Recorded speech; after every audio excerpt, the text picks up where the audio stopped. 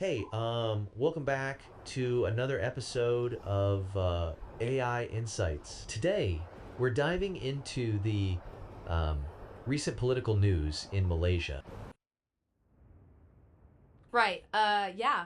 First off, there's been a lot of discussion about the unity government under Anwar Ibrahim.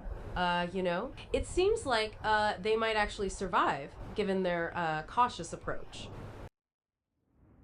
Totally. And one of the key points is how they filled symbolically important positions with Malays and um, other Bumi Putera, right? It's sort of a move to deflect any fears regarding Malay Muslim interests.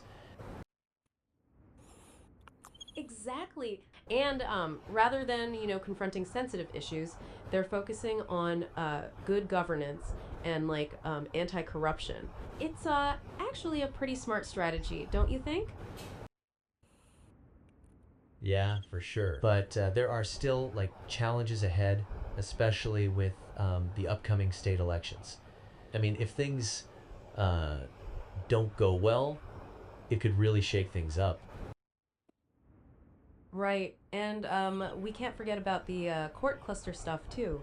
There's unrest with UMNO pushing for Najib Razak's pardon and what that means for Deputy Prime Minister Zahid. Exactly. The entire um, situation is really quite complex. And speaking of elections, the last general elections were pretty significant, weren't they? Yeah, it ended UMNO's long dominance and facilitated this unity government. Plus, the election commission is getting better at being more neutral in their processes. Yeah, and lowering the voting age to 18 with automatic registration, it's a game changer for youth participation in politics. Definitely.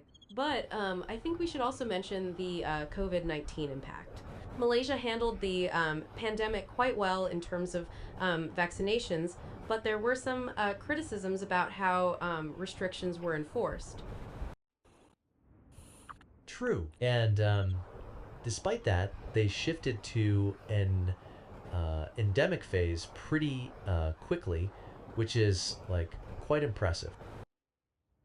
Absolutely, especially after dealing with all that political instability between 2020 and 2022. The whole Sheraton move really shook things up a lot. Right? That really highlighted the issues with power transitions and the impact of social media on younger voters. And while elections are seen as the only legit way to form a government, there are still questions about the quality of those elections.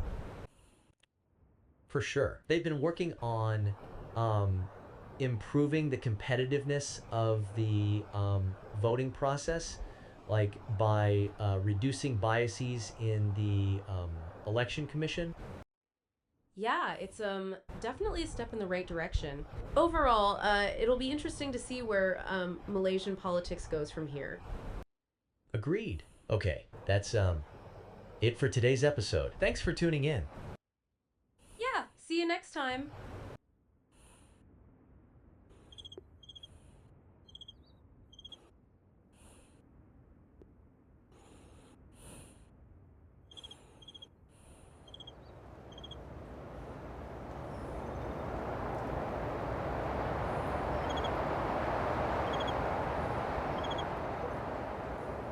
Hey, welcome back to the pod, everyone. Today we're diving into some international news that's, pretty significant, right?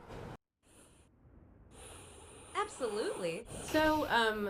First off, let's talk about the U.S. economy. Have you heard Jamie Dimon from J.P. Morgan mention stagflation? It's kind of concerning, isn't it? Yeah, it's definitely a big deal. I mean, stagflation is when you have stagnant growth and inflation at the same time, right? So that's pretty worrying news. For sure. And the stock market will likely react if the Fed cuts rates by over 50 basis points. That's kind of a huge shift, yeah? Right. I mean, the implications for investors could um, be massive. But speaking of elections, there's a new poll showing both candidates are tied at 45%. That's super interesting. Yeah. And it's funny how the stock market might actually be a better predictor of election outcomes than polls themselves. Who would have thought? Totally. And speaking of politics, did you see that Kamala Harris was wearing those smart audio enabled earrings? I mean, wow, that's some next level tech. Haha, yeah. It's kind of wild. I mean, using tech like that during a debate? It makes you wonder how much we rely on tech these days. For real. Now, moving on to global events, I saw that India and the UAE are strengthening their ties, especially about critical minerals and nuclear plants. Yes, that's a big deal for both countries' economies. Speaking of economic news, did you hear about Saudi Arabia reporting lower profits for Aramco? They've raised September prices, but it's still less than expected. Exactly. And then there's the tragic situation in Vietnam with that typhoon. The death toll is really rising, and it's just heartbreaking, right? Yeah, it's devastating to see those numbers. And on a different note, have you heard about Vladimir Putin's sons living in like total isolation? That's really strange. I know, right? Taught by South African governesses in palaces. Just a really odd situation overall. Totally. And speaking of odd, there's that controversy with Grok AI generating images of well-known figures in like inappropriate contexts. It's raising eyebrows about AI regulation. Yeah, that's a hot topic. And then there's like the situation with Ukraine. The US and UK are reconsidering um, long range weapons restrictions. What do you think about that? It's precarious. Moscow's warning that it could pull NATO into like a direct conflict with Russia, which is pretty dangerous. Completely agree. And lastly, let's not forget about China and the criticism over the handling of Peter Hessler's book sequel. Plus, they've detained investment bankers in a corruption sweep, which is quite a move. Yeah, the international community is really watching China closely right now. So much happening, right? For sure. All right, folks, that wraps up our discussion on international news today. Thanks for tuning in. Yeah, thanks everyone. Catch you next time.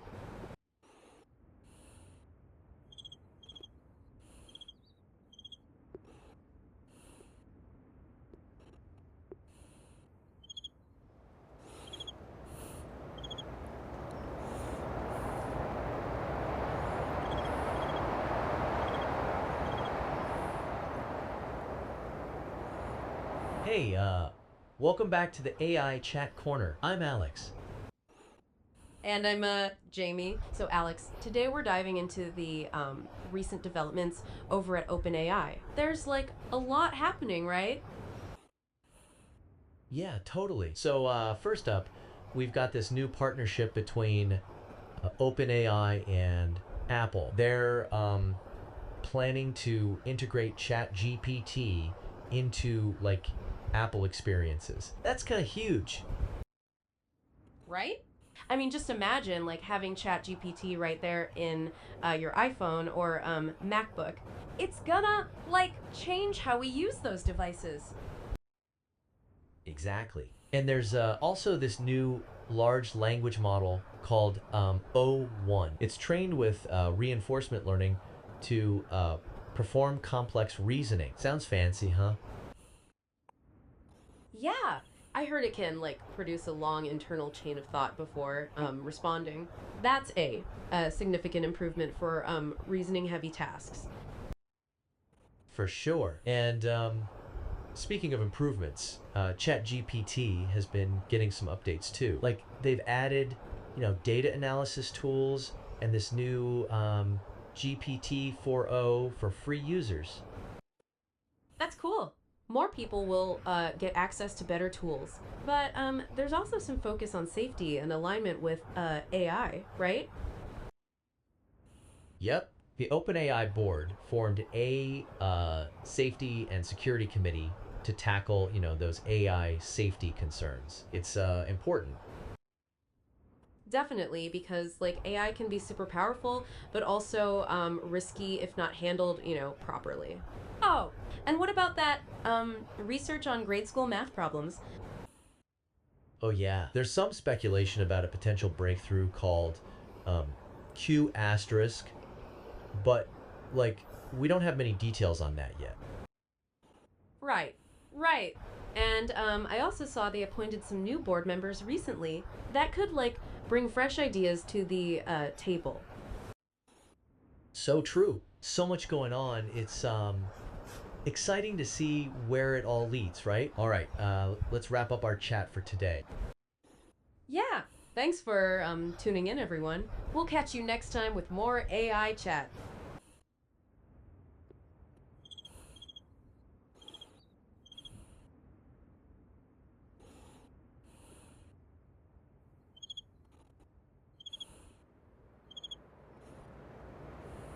Hey there. Welcome back to the Big Tech Inside podcast. I'm Alex, your co-host. Today we're diving into some recent news about, the big players in tech.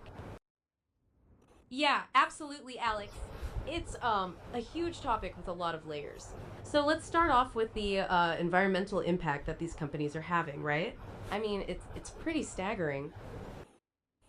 Totally. I mean, big tech accounted for about 4% of global greenhouse gas emissions in 2023. That's more than aviation. Wow. Right? And while some companies are saying they'll go 100% renewable, their supply chains are still an issue, you know?